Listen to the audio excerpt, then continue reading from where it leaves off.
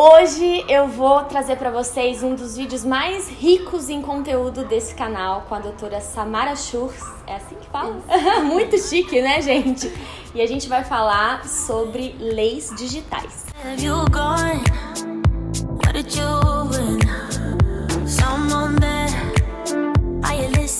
Oi, gente, tudo bem com vocês? Como eu comentei, hoje eu tô aqui com a doutora Samara. Não vou arriscar ficar falando seu sobrenome toda hora, tá? Porque é muito chique. Sá também, pode começar a doutora, não tem problema.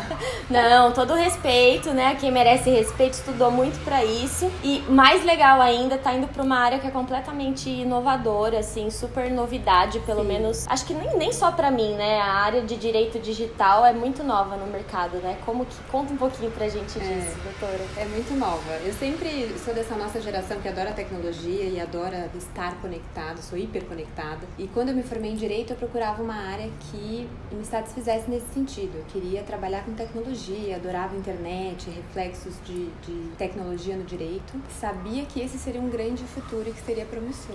Então, desenvolvi toda a minha carreira nessa área. E hoje eu atendo vários clientes, tanto pessoas jurídicas quanto físicas, prezando pelos direitos deles nessas redes, na internet, como é o caso dos digital influencers, que é o seu caso, que são muito expostos e que têm a imagem muito utilizada, a voz, os textos que escrevem, muitas vezes sem autorização, e que por serem muito expostos também enfrentam muitos problemas com usuários que ultrapassam os limites na internet, que são muitas vezes chamados de haters, e que confundem o que é crítica e o que é ofensa, e isso pode ocasionar um prejuízo para você, seja moral, seja financeiro.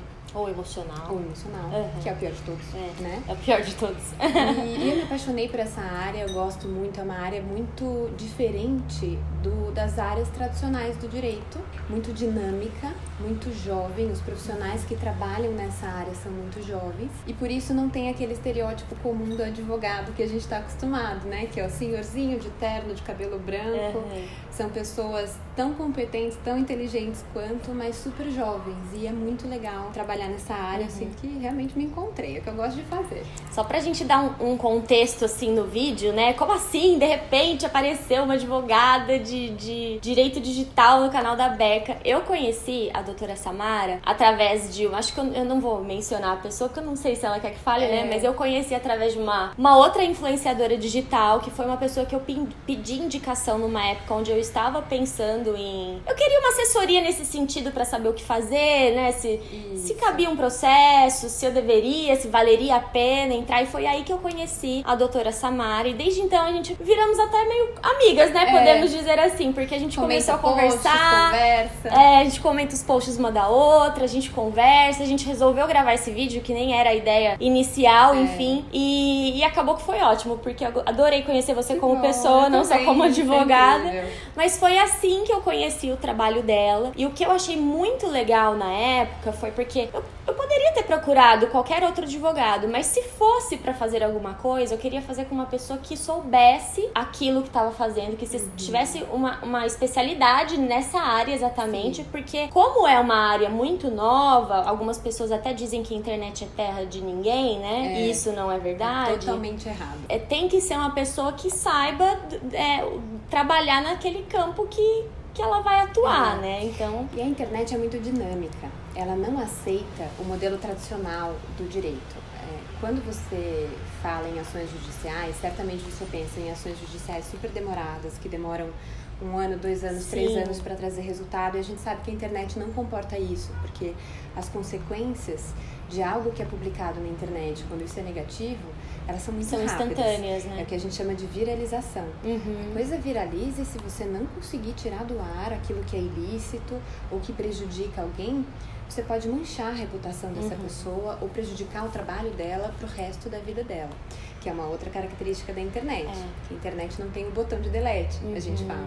Muito comum que um conteúdo que foi postado há muito tempo ainda continue no ar, porque por mais que você remova ele, você não tem como impedir que terceiros, que outras pessoas compartilhem esse conteúdo.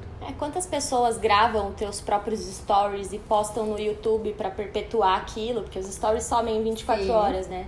Então, realmente, uma vez postado na internet ou uma vez disseminado uma informação que pode ser verdadeira Ou não, Sim. você tá até então refém disso, né? Isso. Até com que você entre com uma medida realmente. E é sobre isso que a gente vai falar. Onde cabe uma medida judicial, né, doutora? Isso. Até onde vai a liberdade de expressão? O que isso pode acarretar, tanto para quem tá sofrendo do lado de cá, ou para que você que tá agredindo pode acontecer com você também. Então a gente tá aqui para desmistificar todas essas coisas. A gente separou alguns tópicos aqui. Então eu queria, doutora, perguntar uma coisa pra você. A gente sofre muito com os perfis fakes na internet, né? Acho que todo mundo, não só influenciadores digitais, mas principalmente influenciadores digitais, sofrem com esses perfis anônimos, que são perfis falsos que as pessoas criam ou só pra acompanhar, e até aí acho que até ok, né? Embora um perfil falso seja sempre um perfil falso, mas muitos deles, a maioria com o intuito de denegrir mesmo, de provocar, de incitar o ódio, de ofender, de magoar, enfim. É possível a gente identificar esses perfis? Plenamente possível. É falsa essa impressão que a gente tem, a internet é uma terra sem leis, como você falou, ou de que há impunidade na internet. Por quê? Por mais que você crie um perfil falso, e isso é tudo muito fácil hoje em dia, porque as principais aplicações que a gente usa são gratuitas,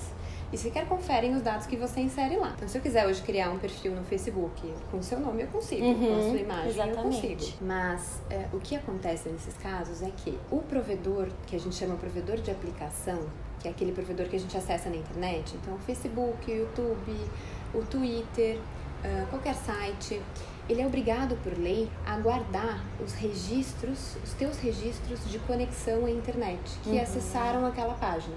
Sempre que você contrata, fazendo aqui um exercício inverso para a gente entender como funciona esse ciclo. Sempre que você contrata a internet na sua casa, você contrata a internet de um provedor de conexão de internet. Pode ser a NET, a Vivo, enfim, diversos provedores que prestam esse serviço na internet. Para que ele possa te identificar como a Beca navegando, ele te fornece um código de navegação numérico, que a gente chama de IP de navegação. Então ele sabe que naquela data, naquela hora, a Beca estava online. E eles usam isso também para faturamento, porque eles precisam cobrar pelo serviço que eles prestam. Então eles precisam saber se você está se conectando e utilizando o serviço. É como se fosse o RG do computador, digamos o RG, assim.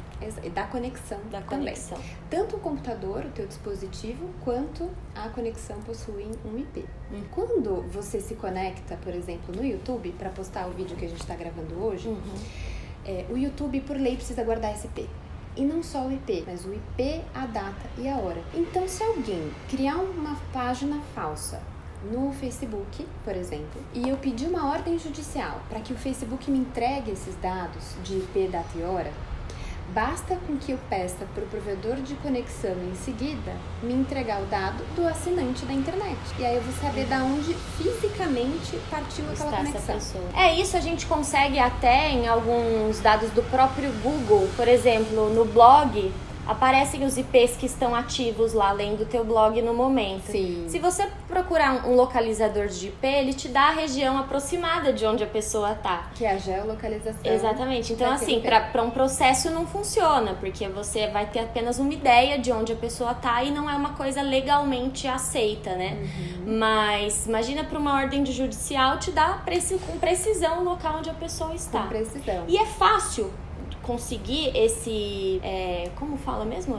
A quebra de sigilo dessa informação. É fácil e é rápido. E eles fornecem em geral, assim? Ou precisa provar que a pessoa tá te causando algum problema para que eles deem? Você precisa demonstrar para o juiz que você merece aquela quebra de sigilo, que você tem direito. Então, geralmente, os argumentos mais utilizados são, por exemplo, vedação ao anonimato. Vamos traduzir isso para o mundo do não juridiquês, né? A nossa Constituição Federal, que é a nossa lei maior, ela fala que é proibido o anonimato. Você pode se manifestar livremente na internet, pode exercer a sua liberdade de expressão, desde que você se identifique. O anonimato, ele não é permitido pela Constituição Federal. Então, se alguém fala algo sobre você, utiliza uma imagem tua sem autorização, alguém viola o teu direito de forma anônima, eu posso me utilizar desse argumento simples assim, para pedir que um juiz me dê uma ordem de quebra de sigilo, pois eu tenho o direito de identificar aquela pessoa que fez essa afirmação. Outro argumento muito comum são os argumentos atrelados às ofensas, né? Geralmente, quando você precisa quebrar o sigilo de alguma página na internet e descobrir quem está por trás daquilo, é porque essa pessoa tentou se esconder. E se ela tentou se esconder, foi para fazer alguma coisa que é errada, né? A Constituição Federal, que é a nossa lei maior, ela proíbe que você esconda a sua identidade. Ela diz que é vedado o anonimato. Então, você pode se expressar livremente, exercer sua liberdade de pensamento, de crítica, desde que você se identifique. Com base nesse argumento, se alguém criar uma página falsa e me ofender, me criticar, usar uma imagem minha sem a minha autorização, eu posso pedir para um juiz que quebre o anonimato dessa página ou daquela publicação. Nesses casos, geralmente os juízes deferem essas ordens de quebra de sigilo, porque eu só tô pedindo para identificar quem é o ofensor. E aí no futuro eu vou decidir se eu quero processá-lo ou não, se eu vou processar na esfera civil, na esfera criminal, dependendo do conteúdo que foi publicado. O anonimato pode ser um argumento, dependendo do que foi escrito, a ofensa pode ser um outro argumento, um crime contra a honra que tenha sido cometido, por exemplo, a difamação, a injúria, a calúnia, ou até ofensa mais branda, mas que gere um abalo emocional muito grande. Os direitos que a gente chama de direito à honra, direito à imagem, são direitos personalíssimos. O que isso quer dizer? Só você que sentiu na pele, consegue passar para um juiz o abalo emocional que isso te causou. E isso varia de acordo com a tua história, com a tua bagagem. Então, se você tiver uma religião A ou B, se você tiver um histórico A ou B, se você tiver passado por alguma situação de discriminação A ou B, todas essas são características muito pessoais. De repente, a mesma ofensa que é feita para mim não me ofende e a ofensa que é feita para você te ofende. Então, o juiz precisa levar isso em consideração na hora de avaliar se o direito de alguém foi violado.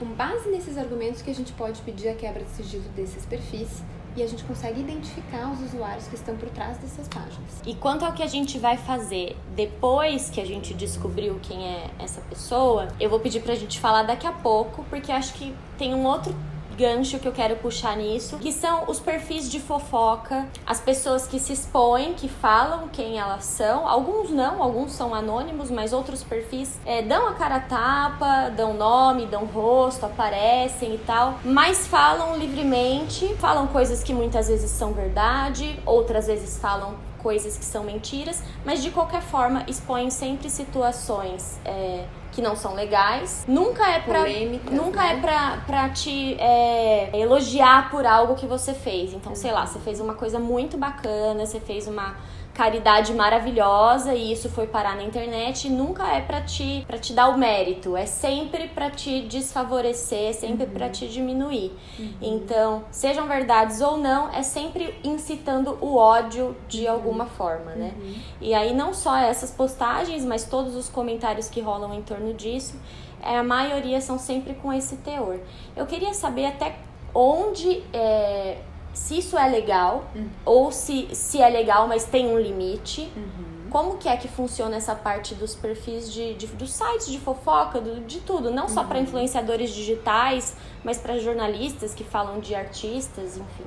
E para próprios usuários, de repente, que fazem comentários e críticas. Exatamente. Digital influencers na internet. Não fakes, muitas vezes, né? Porque tem os não fakes que participam também desse tipo de coisa. Como que funciona? A resposta correta é a segunda que você deu.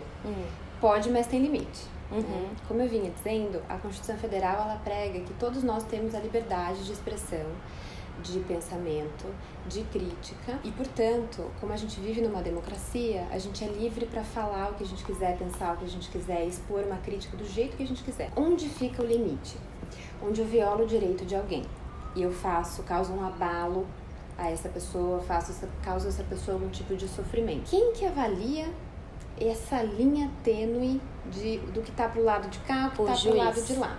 Um juiz. Então vai depender muito do que você vai mostrar pra ele, provar pra ele do quanto aquilo te prejudicou. Isso. Às vezes pode ser uma coisa boba, um apelido tonto que criaram pra você, mas se você conseguir fazer aquele juiz contextualizar, acreditar que aquilo te prejudicou, realmente te abalou, isso pode ser objeto de uma responsabilização. E aqui, trazendo o link com as situações que você colocou, né? A gente tem desde o hater, que a gente chama de hater, mas é aquela pessoa que critica muito uma determinada pessoa ou várias pessoas. Mas não só isso, para ser caracterizado como hater, ele precisa ter um pouco de perseguição. É aquela pessoa que não só critica, mas ela sempre critica, todo dia, sempre reverberando situações ou argumentos os mesmos, e aquilo caracteriza uma verdadeira perseguição. Esse hater, ele pode ser responsabilizado, sim, se a vítima, a pessoa que se sentiu lesionada, conseguir comprovar que aquilo causa prejuízo para ela, seja moral, seja material. Há na nossa Constituição uma previsão de que ninguém pode se utilizar da nossa imagem sem a nossa autorização. Mas isso é relativizado para pessoas que a gente chama de públicas. As pessoas que trabalham com a imagem, ou que são políticos, ou que são pessoas naturalmente mais expostas, como é o caso dos digital influencers também, elas têm esse direito relativizado. Então elas podem, inclusive, num perfil de fofoca, por exemplo, ter as suas imagens utilizadas para fazer uma associação a alguma situação da fofoca ali no momento que queira ser divulgado, né? O problema disso é quando ultrapassa o limite e isso alcança, por exemplo, um fato falso, que são as fake news, que a gente fala muito hoje em dia. Quando alguém distorce um fato verdadeiro para que ele seja interpretado de outra forma, ou quando alguém mente literalmente e cria uma história que nunca aconteceu e atrela isso à sua imagem, essa história falsa e esse ato de imputar algo a você que você não fez, isso não só pode caracterizar um ilícito civil, passível de indenização por dano moral ou material, mas também ilícito criminal. Então, os perfis de fofoca, eles precisam tomar muito cuidado para fazerem críticas, sim. A ideia não é censurar ninguém. A ideia é que as pessoas possam expressar a sua opinião, seja ela positiva ou negativa, mas que eles se esforcem para conferir a fonte, para publicar aquilo que realmente entendem que é verdade, para quando realizar uma crítica sensata, que uma crítica sensata a gente sabe identificar com bom senso, sim, quando é, quando não é, né? Um xingamento com palavras de baixo calão, essas não são críticas sensatas. Então a gente precisa sempre medir nessa balança se eu estou violando o direito de alguém e se isso pesa mais do que a minha liberdade de expressão. E aí, geralmente, como que acontece quando nós que somos advogados especializados nessa área somos procurados por alguém que se sentiu ofendido, magoado ou teve uma informação falsa publicada sobre si na internet? A gente sempre precisa entender a origem dessa informação, entender se a pessoa se identifica ou não, pra gente saber se já tem um polo passivo em uma ação. Então, eu sei quem é o réu da minha ação, eu sei quem que eu preciso acionar judicialmente ou extrajudicialmente. Deixa esse é o primeiro passo. Te dar uma interrompida só pra ver se eu entendi uma coisa. Então, quanto aos canais de fofoca ou pessoas que não são dos canais, mas que comentam com seus perfis verdadeiros, elas podem sim se expressar, mesmo que negativamente, desde que isso seja algo imparcial, ou não vire uma perseguição. Isso. É isso? Imparcial, razoável, com bom senso. A partir do momento que essas ofensas ficam muito graves, que são utilizadas ofensas à tua moral, palavras de baixo calão, que são reiteradas, que aquilo vira uma perseguição, que você consegue visualizar um padrão, que vira algo sistemático. Aí sim a gente pode falar que os limites estão sendo ultrapassados e que o verdadeiro objetivo do canal de fofoca, naquele caso, não foi fofocar, foi perseguir alguém, foi ofender alguém. Inclusive, então, alguns deles, eles mesmos dizem e afirmam que o que eles gostam é isso mesmo, é confusão mesmo, é engraçado, porque é bem uma assim. inversão de valores muito grande. Muito grande. Então, vai de você conseguir provar para o juiz essa intenção que esse perfil teve, né? Isso. Seja fake, seja canal de fofoca, seja seu perfil verdadeiro e você corroborou para aquela perseguição, aquela ofensa, certo? Exato. Isso vale também para os usuários comuns da internet, das redes sociais, que comentam as postagens que eles visualizam, e para os haters que a gente já identificou aqui numa outra caixinha. né? São diferentes dos usuários comuns da internet. Bom, esse assunto é muito extenso, tem muita coisa pra falar e é um conteúdo riquíssimo pra trazer pra cá pra vocês. Então a gente vai dividir em duas partes, porque esse acho que já ficou bem longo. Então nessa segunda parte a gente vai falar sobre o que essas pessoas que fazem esse tipo de coisa podem sofrer como punição, né? Nessa parte jurídica digital. E a gente também vai falar um pouquinho sobre uma outra área do direito digital, que não é tanto dos haters e toda essa polêmica, né? Mas das empresas, como elas devem se comportar na internet, como os influenciadores digitais devem se comportar, direito de imagem, de música, como se proteger, várias diquinhas legais e úteis, não só para você que é um seguidor ou para você que é um influenciador, mas para você também que tem uma empresa, quer saber como se portar, uma marca, não é verdade, Sá? Isso mesmo, muitos assuntos. Então, gente, eu vou deixar aqui no box de informações o Instagram da Sá para vocês acompanharem o trabalho dela. Ela é uma pessoa incrível e a gente volta na parte 2 em breve. Se inscreva no canal para você não perder. Um beijo. Tchau.